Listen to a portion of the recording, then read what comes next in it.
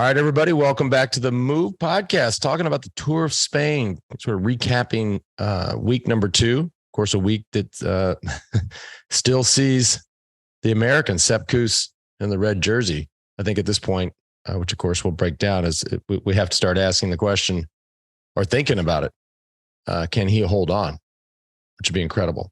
I'm joined over there in Madrid by our sensei, Mr. Johan Brunel. Seems like down the street. I'm in Austin. Down the street. JB, we should just start doing these together. You know, we're in the same town now. I know. I've heard that. And back in Greenville. That was the if you guys follow George on Instagram, it just gets better and better. You know, Jizzy to south of France, riding around with Cav, dinners in Monaco. Always, hey, it's hard. I'm always working for the team, Somebody's got to do it. So good. Today's show brought to you by OneSkin. Are you tired of cycling through endless amount of trending skincare products that all claim to smooth wrinkles, firm skin, and give you a youthful glow, but sometimes don't really deliver the results at the end of the bottle? Well, support for today's episode comes from OneSkin, founded by a team of 4 female PhD-level longevity scientists with over 15 years of experience studying the biology of aging, something that all of us on this show know all too well. After testing thousands of peptides, they discovered OS1. OS1 peptide is a scientifically proven peptide to target aged, also senescent cells, the main source of skin aging, and actually reduces the biological age of skin by several years. Here's the thing I love about it, because a lot of these things, they just don't absorb. This one absorbs super fast. Pretty amazing. Special offer for our listeners. You get 15% off if you head to oneskin.co. It's not .com, oneskin.co. Use the code THEMOVE for 15% off. And like I said last week, 15% younger too. That's a deal. Also today, tell you what, I was sitting at lunch the other day, and our friends over at the feed were like, "What are you doing different? You doing something with your skin?" So I got them on the OneSkin. They got on. They ordered it right there at lunch. The stuff really works. Also today, brought to you by HVMN. We hear that fasting and exercise are good for the brain. HVMN launched the world's first drinkable ketone in 2017. Ketone IQ is their latest innovation on ketones with improved effectiveness, taste, and cost. Ketone IQ delivers clean fuel that can cross the blood-brain barrier, supplying your brain and body sustained energy, mental focus, and sharpness, putting you in flow that lasts for hours. It is no wonder that HVMN supplies ketones to more than 60% of the teams in this Tour of Spain. You can save 30% off your first subscription order of Ketone IQ at hvmn.com/themove. Again, that's hvmn.com/themove. One thing I failed to mention, we have a special guest today, a guy that we have a lot of history with, Johan, going back to, all the way back to 2009 when we had the Livestrong development team, of course, led by Axel Merckx. You had Taylor Finney, and you had Joe Dombrowski. Joe Dombrowski is going to join us on the show here. Of course, he is at the Tour of Spain, and it is a rest day. So we're going to catch up with him and get some real time intel on what's going on. And I think we got to ask him about his fellow American, if he can hold on. We all have our fingers crossed, but Johan, what stands? I know, we spent a lot of time on the show talking about your admiration. I almost said man crush, but I stopped for Remco. It's just not gonna happen this year. But outside of that, and outside of this big question mark around Sepp Kuss, and outside of the just complete Jumbo-Visma, what else sticks out? Well, not much else. I think this is the Jumbo-Visma Vuelta. They're, for the moment, they're in first, second, and third. Jesus. And honestly, it looks to me like there's a real possibility that that's going to be happening in Madrid too. 1, 2, 3. Wow. Which I don't know if that's a unique. I think so. I think so. Most likely.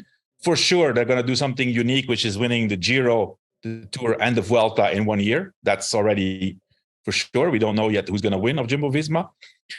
But yeah, I mean, the last week now, we're in front of the last week, and you have to ask yourself, what's the mindset and the mood of the rest of the peloton, having to undergo this domination and basically being at the mercy of that team, whether a breakaway is, allowed to go or not. And so there's still a few stage wins up for grabs.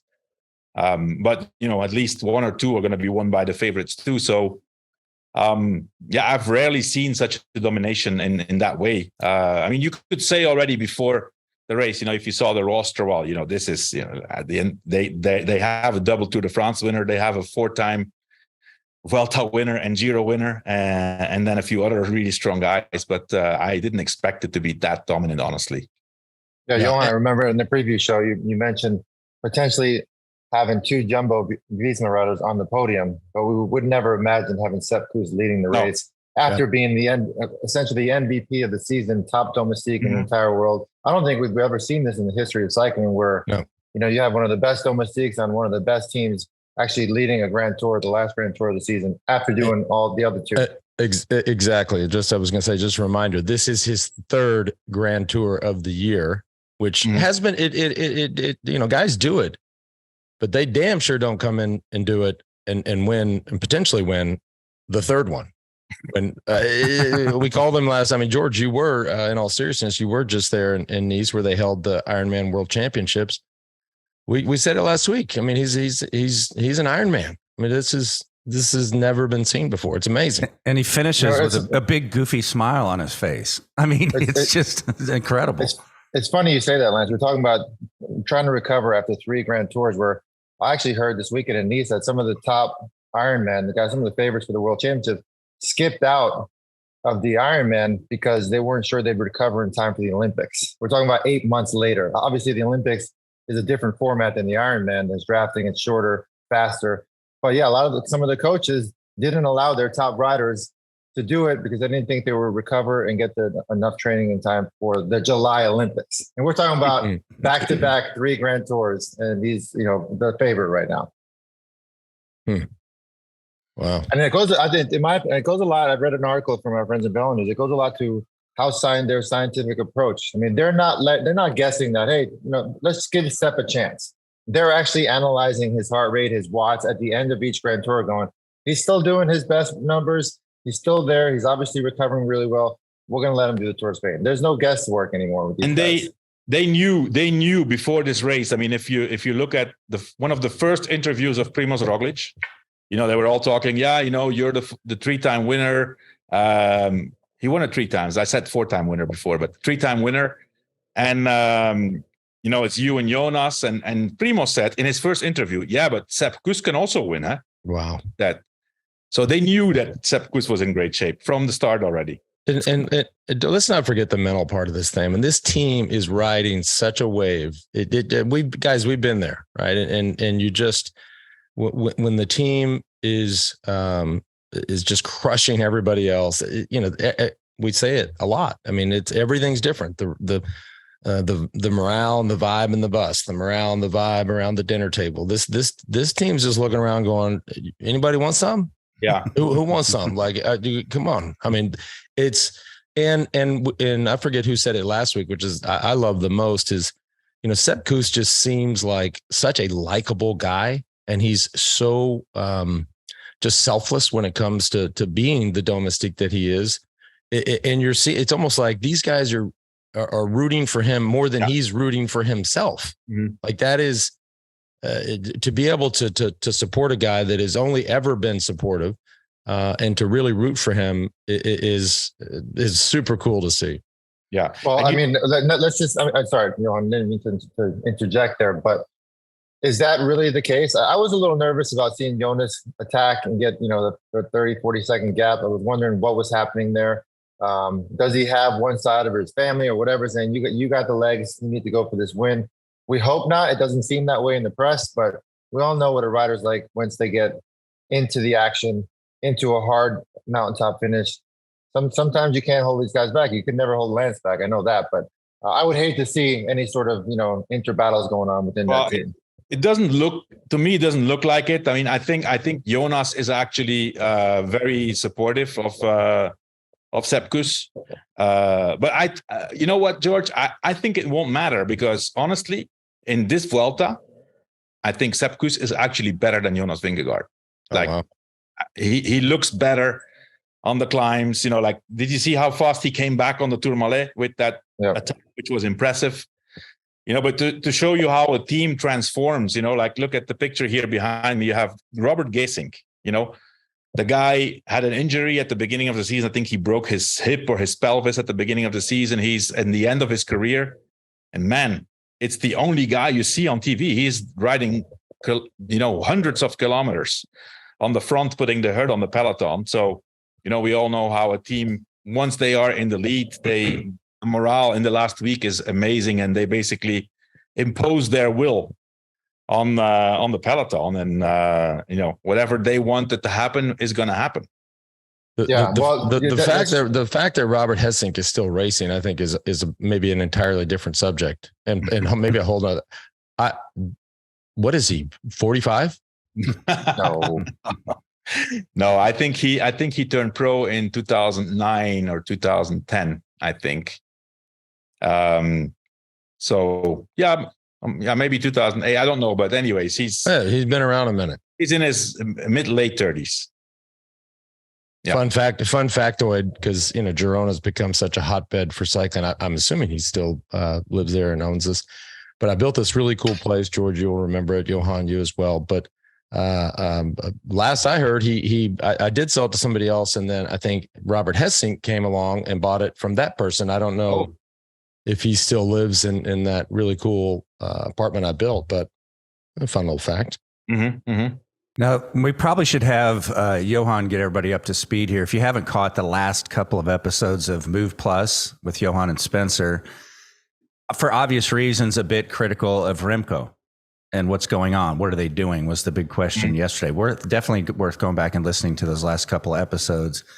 Would love your thoughts, George and Lance, on what's going on with Remco. He blows up, goes for a stage win, and then that last stage where you're like, what is he doing? What is he doing? What are your thoughts? Well, I'm still a massive fan. He had one bad day. He wanted to prove to the world that he's still the best of the best. Rode away from, obviously they let him get a gap because he was so far behind, but still to win a stage, drop Roman Bardet off his wheel, continue to fight instead of just bagging it and going home. I mean, mentally that's really tough. You saw how emotional he was after that bad day. For him to bounce back and win the stage, not only is it important for him, but for his team as well to keep the motivation going on for the last 7-8 days of the Vuelta. Look, I think we're going to have to, you see, look, he is amazing and he can win a lot of bike races and a lot of different kinds of bike races. But it's especially in light of the field, his peers, right? His rivals, right? And the Vuelta is great and the Tour of Italy is great, but we all know that the Tour de France is 10 times bigger. There's so much hope and so much expectation on him for a race, to win a Tour de France for Belgium. And that's a hard one to win. And it's a hard one to win when you've got guys like Pogacar and Vingegaard and et cetera, and all the others that are coming. And stronger that may not teams. be a race he can ever win. Yeah. You have to start. And this is, look, we have talked about this in the past. It happens every time with a young, great Belgian. That country, Johan, you're Belgian, you can speak to it. They have, they still remember these glory days, even though it was 50 years ago, of Eddie Merckx. And boy, you get somebody to come along. He's the next Merckx. He's the next Merckx. Those aren't just words, right? Those are very significant and heavy burdens to carry. Huge pressure. Yeah. Huge pressure. And so you have, you combine that, right? The pressure of that with the weight and the stress and the difficulty of actually winning a tour. Those two together, it's hard. But he's still going to win a lot of bike races. I think it's a bit early to judge his future. I mean, listen, he had one bad day. The day after he came back, I mean, personally, and once again, I'm going to be criticized as being a fanboy of Remco, but I'm actually, I mean, I like the guy, but I'm also critical of him sometimes. But what he did that day, coming back, and then this amazing performance going from kilometer zero, basically being in all the moves, dropping everybody, and then dropping Romain Bardet, who was sitting on the wheel, basically. There's not many riders who can do that, you know? So I think for him, it's just a matter of finding that consistency, probably also calming down a little bit and looking at a 3-week stage race as being a race of 3 weeks and not 21 one-day races. But more than that, I think that within the team, there's probably that they're going to need some more experience in that field. I think that's a little bit, you know, it's listen, Soudal Quickstep is a team. They were the specialists of the classics and the one-day races and the sprints and the cross sprints for 2 decades. You know, in order to turn that around and have that other mindset, it takes a while. So they're going to get there eventually. Yeah. All right, let's bring on Joe Dombrowski. But before we do, today's show also brought to you by AG1, the daily foundational nutrition supplement that supports whole body health. I truly do drink it literally every day. I gave AG1 a try because I was tired of taking so many supplements and I wanted a single solution that supports my entire body and covers nutritional bases every day. I wanted better gut health, a boost in energy, immune system support. I was sick of taking a whole bunch of pills and vitamins, and I wanted a supplement that actually tastes great. I personally drink my AG1 in the morning, right when I get up and get rolling. And at the end of the day, I just wanted to take control of my health, like so many other people have. We hear tons of feedback about how people love AG1 and how it really has helped them truly take control of their health, all for less than $3 a day. That's a good deal. If a comprehensive solution is what you need from your supplement routine, then try AG1 and get a free 1-year supply of vitamin D and 5 free AG1 travel packs. Yep, that's 5 free travel packs. Head on over to drinkag1.com/themove. Again, that's drinkag1.com/themove. Last one of the day brought to you by Helix Sleep. We all know that sleep is look, I don't know. I love sleep. I don't know about you guys. George, you probably don't sleep too much as you get around the world, but sleep is a big deal. Helix has been a game changer for everybody on this team. I know. George, you still rocking the Helix mattress? I'm pretty sure. Of course. Yep, absolutely. Definitely. So you go on, you take the 2-minute sleep quiz. You talk about your sleep, what's good, what's bad, all the characteristics, and they fully check this out. They fully customize your mattress. The lineup includes 14 unique mattresses, luxury models, mattresses for big and tall sleepers, and even a mattress made just for kids. All these parents at home like, oh my God, we're going to hack these kids' sleep. They'll sleep more. Every Helix Sleep mattress comes with a 15-year manufacturer's warranty and the same 100-night trial as the rest of the Helix collection. By the way, over 12,000 5-star reviews. Don't take our word for it. Helix has been awarded the #1 mattress by GQ and Wired magazine. Helix Sleep is offering up to 20% off all mattress orders and 2 free pillows for our listeners. Go to helixsleep.com/themove. That's helixsleep.com/themove. Hey, Joe. How's everybody doing? Good to see you.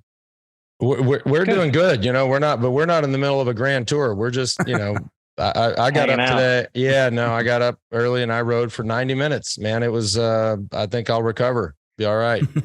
I also rode for 90 minutes. Okay. But I don't know if I'll recover. That's funny. Joe, how's, we've been talking about the Vuelta, and of course the one of the big things we've been talking about is not just Sepp Kuss leading the race, of course, a fellow American of yours, but just the Herculean Ironman effort that this dude really does and goes through for the team. You know, his 3rd Grand Tour of the year. It's still in the red jersey. Pretty cool. Yeah, it's it's really, obviously it's super impressive what he's doing, but I guess also in the context of he rode the Giro and the Tour already.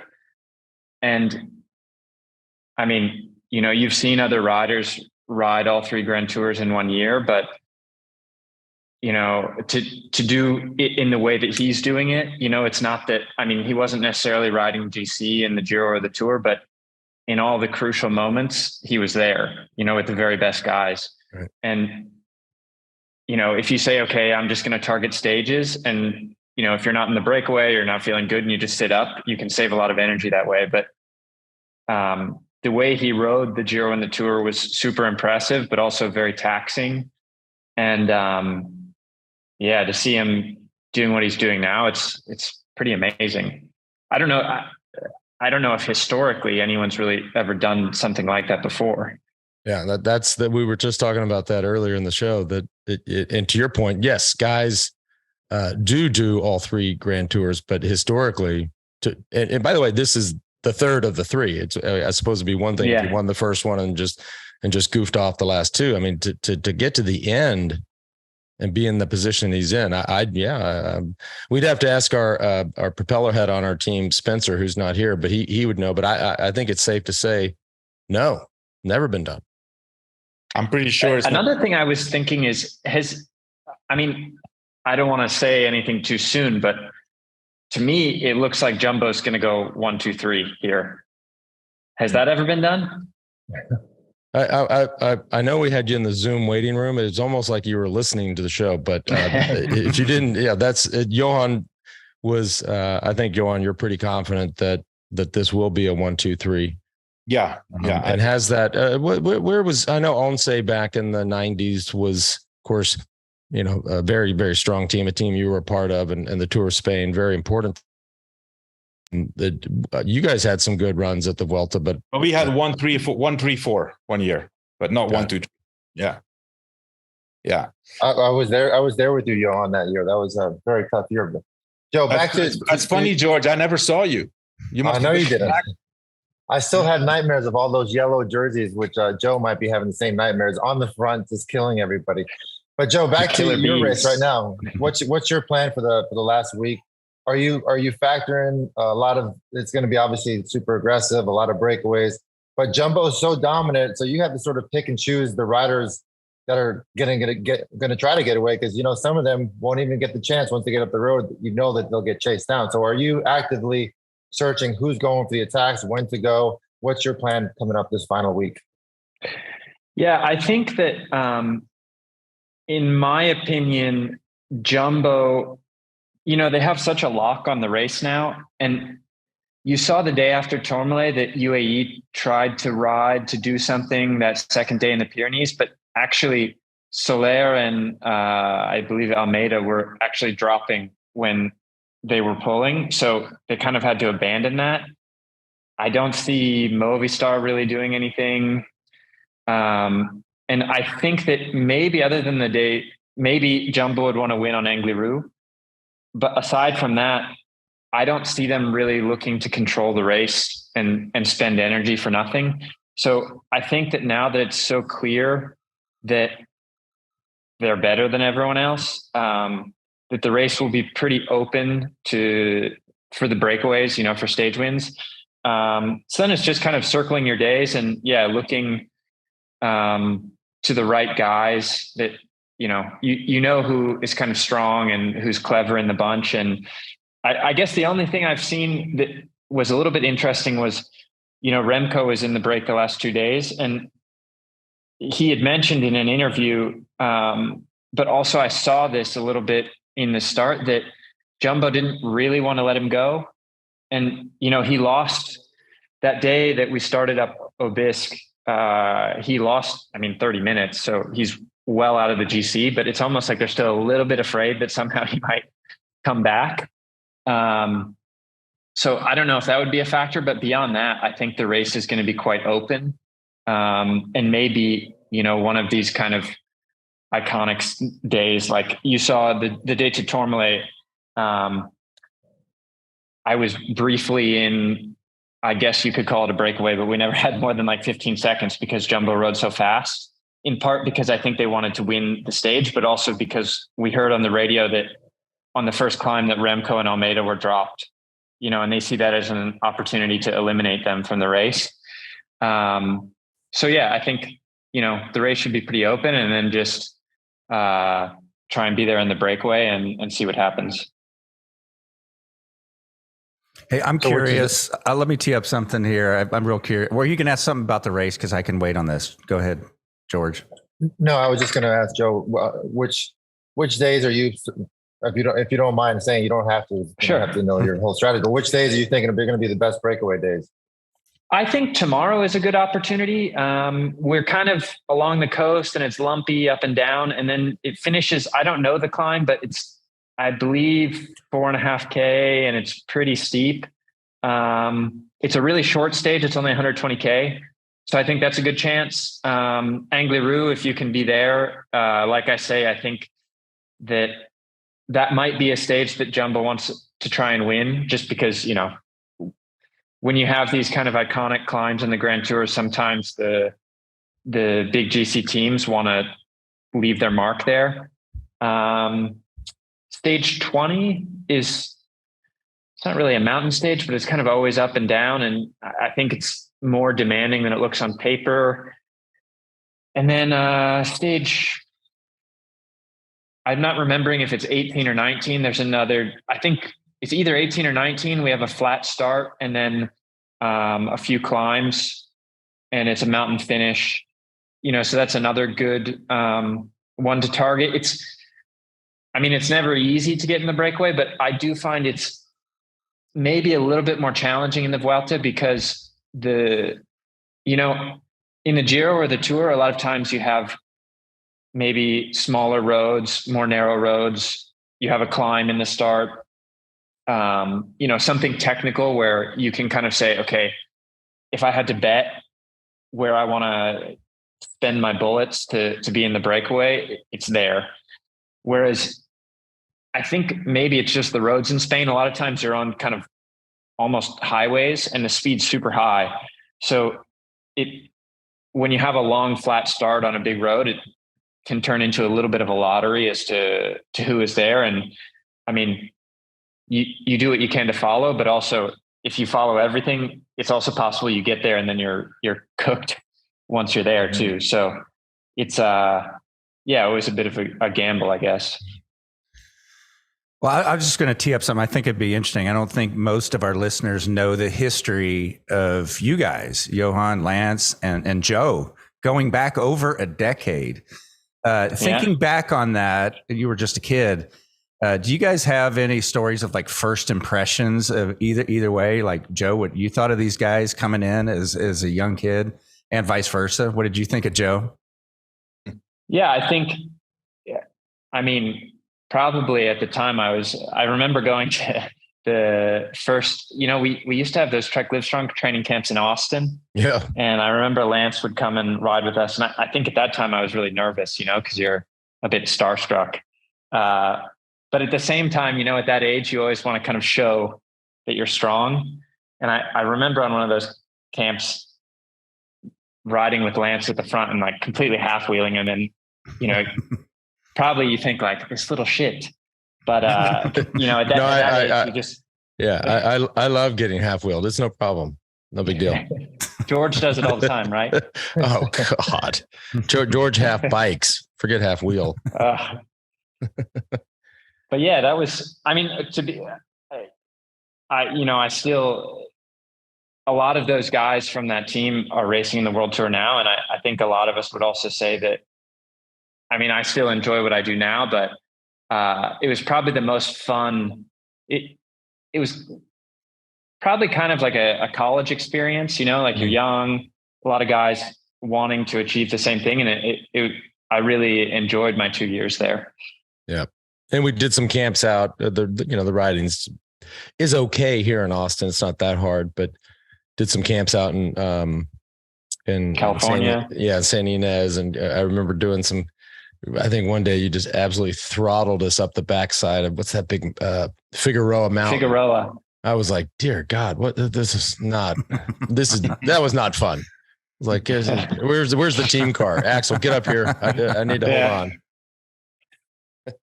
Joe, I wanted to ask you a question about, obviously you were on Livestrong and then you turned professional with Team Sky.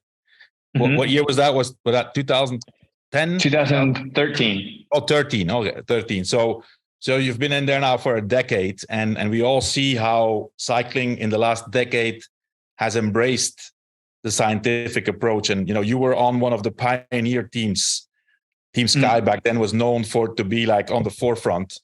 How have you seen the evolution? You've been on different teams. You've been on Sky, you've been on Garmin, I think, or was it Cannondale, or then on UAE, and now on Astana. What has changed from when you started? You were in like the ideal environment scientifically, and now has it become really such a general approach? And is there still a big difference between different teams? Yeah, I would say that there's a lot of things that have changed. I think that one of the things that I've seen is that a lot of things, and maybe this already existed. I mean, Lance and George could probably speak to this, in the time that they were riding, and, maybe they were a pioneer at that time. But I think that, as an example, now all the teams have nutritionists, and you see, a lot of times you're at a hotel with 2 or 3 teams together, and you see that everyone is weighing the food on a gram scale, and most of the teams are using an app on the phone, and they see, your power file from the day. There was a recommendation of how many carbs per hour you should take in the race. And then for breakfast, the food after the race, and at dinner, they're plugging all this in, and everyone is weighing everything, and everything's quite calculated. And in general, I've also seen that the quantity of fueling, at least in the race, is going up. I mean, I remember like when I first turned pro, it was like 60 to 70 grams of carbs per hour. Then it was 90. Now it's 120. And some people say 130, 140, you can even do.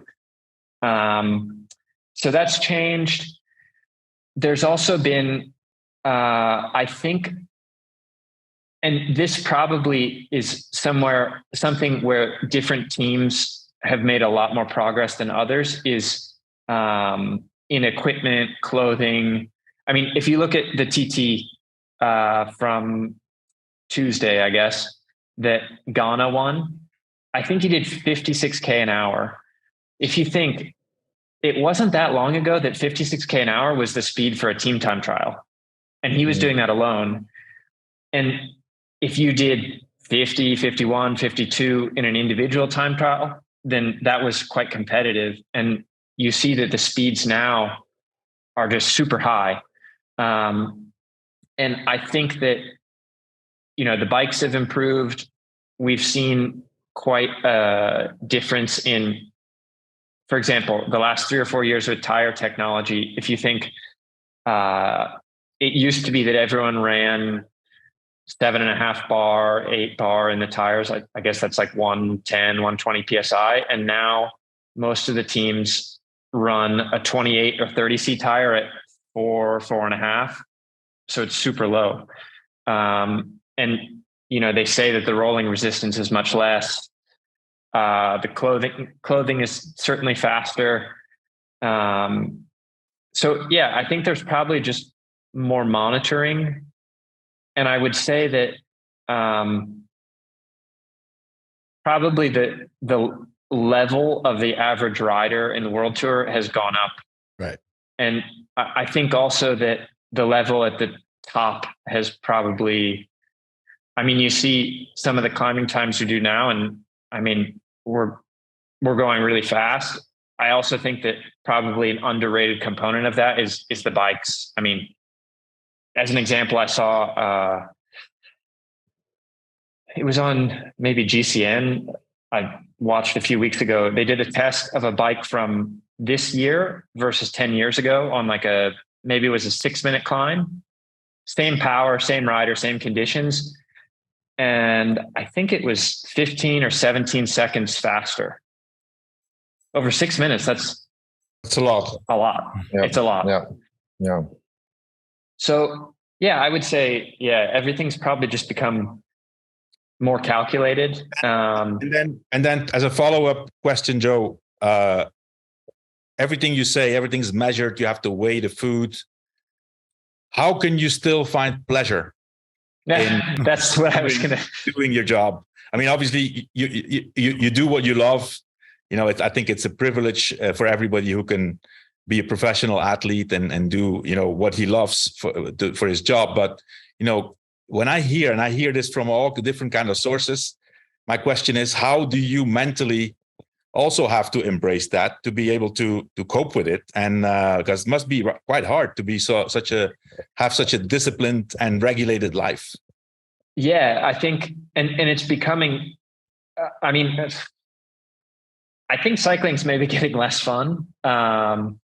You know, and you hear that also just speaking even to some of the staff that, you know, they would say, because a lot of the staff have been in the sport for 20 or 30 years, and they'll tell you that, you know, in the past, we used to get together with staff from other teams and, you know, we'd have a drink together and enjoy a bit. And that's probably gone a little bit by the wayside. And I think some of that really calculated way of doing things has taken over. And yeah, I think it's something you need to manage. I think it's, in some ways it's easy because now there's so much infrastructure in the teams on the performance side that someone is there to tell you everything in terms of what to do. So you can also turn your brain off and just do what they say. But yeah, like you say, I mean, one thing that is going to be interesting to me is you see also now that young riders are coming in and winning races at the World Tour level already at 19, 20 years old. And I think that some of that, I think the age is probably a bit overrated in cycling. And I think that people can perform from a young age to, as long as they're still motivated, probably older than many people think.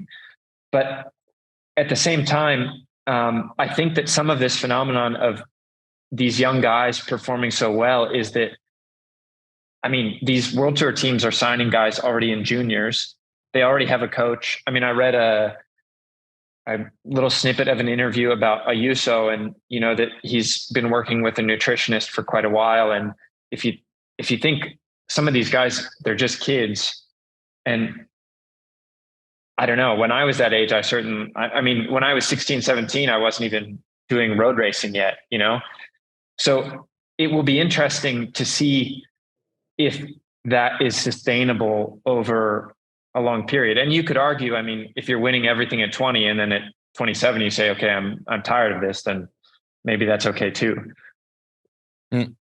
Yeah. So Joe, we've talked a lot about that on here. Just, and you know, the amount of data and the amount of help that's available to these young kids that they're taking them up on is, and the intense pressure of this and how the whole thing is just faster. And there's more and more guys that are going faster.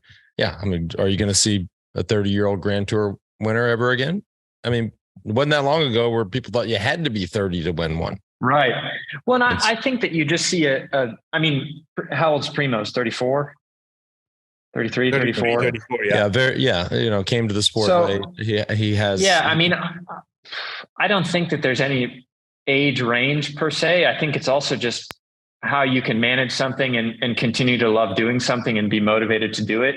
I mean, if I had a kid that wanted to be a pro cyclist and they were, you know, a teenager, I would probably say, you're not going to have a power meter, maybe a coach, certainly not. I mean, I think there's also evidence to back it up that kids that don't specialize too early. I mean, even look at Remco. I think he was playing soccer until not that long. I don't think he's been on the bike that long.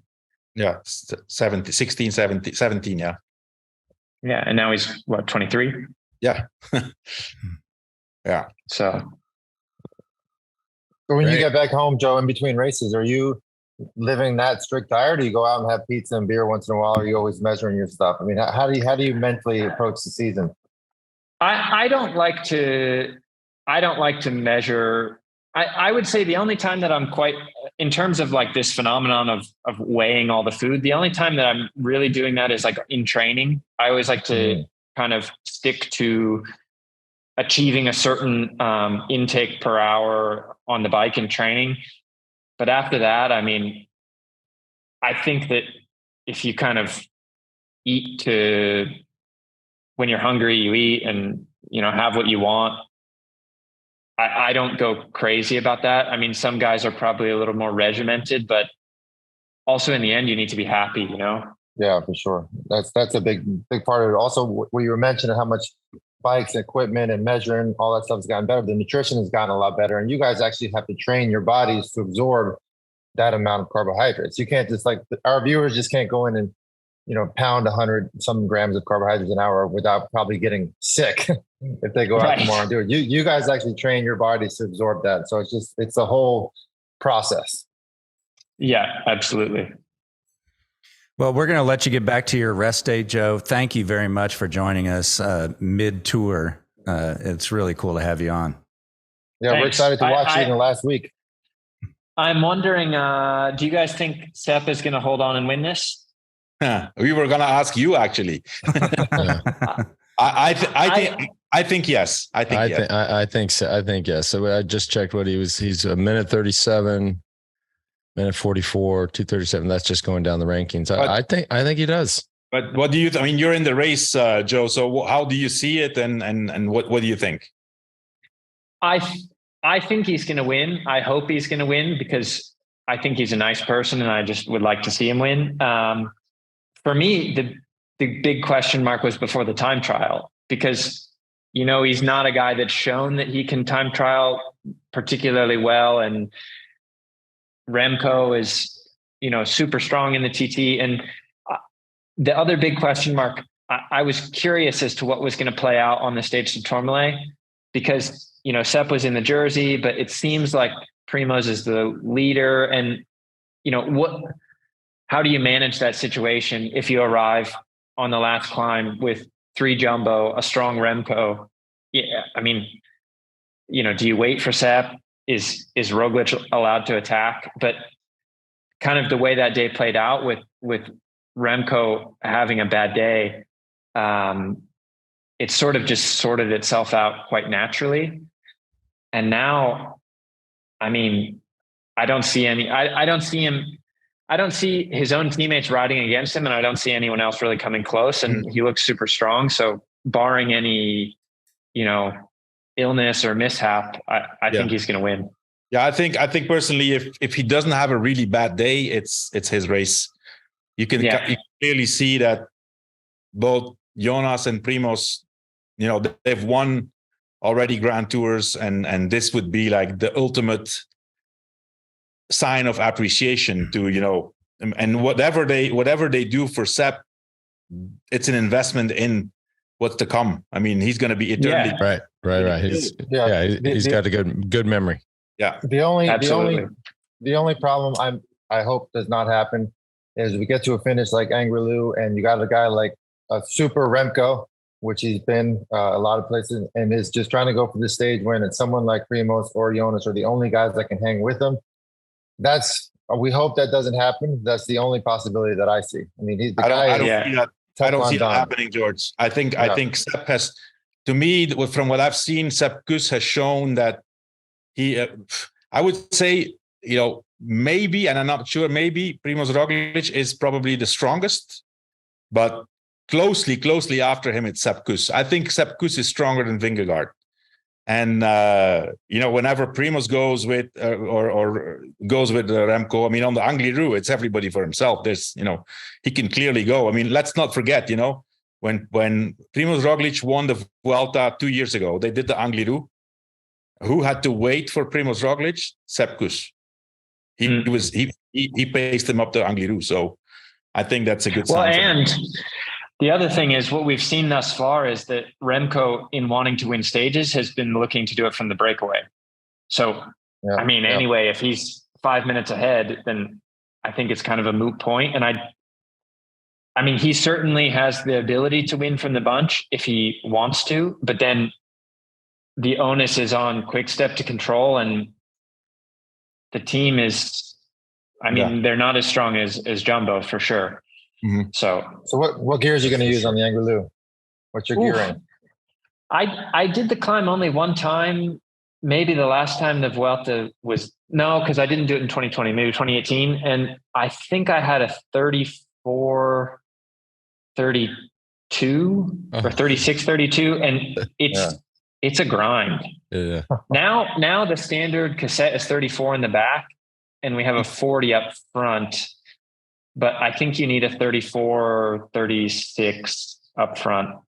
All right. So for the listener at home, that pretty much means, let me just make this real simple. You guys are going up on a mountain bike. I mean, it's just that's the only way to get up. I don't think it was actually ever a road. I believe it was like a track that they paved. I remember the first time the Angliru was used in the Vuelta was 1999. Of course, the technology on bikes was not the same, and we were forced to put triple chain rings on the night before. And I think they were riding 32-27 and only 5 riders of the team, because we didn't have enough equipment. And then the other guys, those were the days. You don't want to be in these other 3. No, you don't want to. No, there were 4. It was 9 riders back then, but yeah. All right, Joe, thank you so much for taking time coming on here. Thanks, Joe. Yeah, best of luck in the final week. We'll be watching. Have a good one. Okay. Thank you. Thanks, buddy. See ya. What a sweet guy. So he's a smart kid too. Yeah, they've all. Yeah, you can really tell that. That's always been the word on the street, as they say. But what a great kid. Well, we do have an opportunity to win a brand new Ventum GS1, their gravel bike, at the end of this tour, just like we did with the Tour de France. We did ask a trivia question midweek, just a few days ago, and we'll go ahead and give you the answer to that. In 2017, George raced Cape Epic mountain bike stage race in South Africa. Who was his teammate? The answer was, George? Am I supposed to say it, or we're holding off? Yeah, you can say it. This was from Thursday. That was Christian Vanderveld, right? No, this was Cadell. I thought it was Cadell. The same thing. Yeah, it was Cadell Evans. Well, I did it the next year with Christian then. Okay. Yeah. And these are some people are having to dig a little bit deeper on these questions. Today's question, and you'll email it in. I'll give you that address in a second. In 2018, Lance raced the Odyssey Orcas Island Swimrun event. What was the name of his teammate that year? Ooh, I know the answer. Year, wait, by the way, what year was that? 2018. Yeah. 5 years ago. It feels like it was yesterday. Yeah. Look up that answer, do it, find out the answer, whatever means it takes. It doesn't matter. Get it sent in today. Send it to trivia@ventumracing.com. It'll draw a winner of the correct answers each day. And from those, we'll grab a winner at the end of this tour. Perfect. All right. So we're back, not next Monday. We're back next, of course, the race finishes Sunday. We're going to jump right in and do a show on Sunday. So, best of luck to Sepp Kuss. See if he can hold on.